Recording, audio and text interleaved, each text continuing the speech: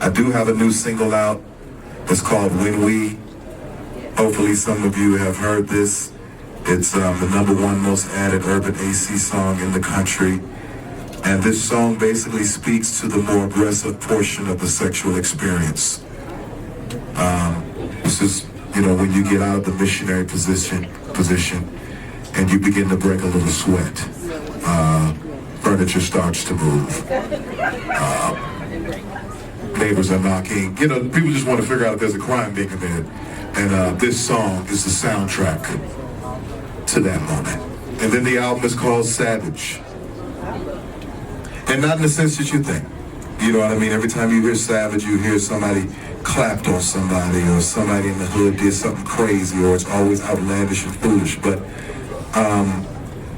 for what we believe in, we have to be just as savage. For the love that we're fighting for, we have to be just as aggressive. And that's what this Savage is. We're going to take our shit back. So we fighting for it. Once I found it, because I started with one working title, and it was War, the Battle for Love. And that sounded good. It's cute. I have songs for it and everything. And then I started making songs that were just, I started going into a space where I just felt more aggressive. I felt more, I felt more like I wanted to compete. Because I think what R&B music is missing is that level of competition against the other things that are out there dominating the mainstream.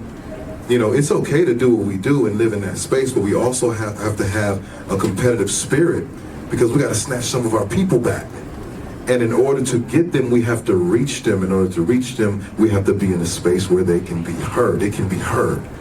And that's the mainstream. So how do we get R&B back into a space to where back in the day, New Edition inspired me, Guy inspired me, like all of these things. This love was mainstream.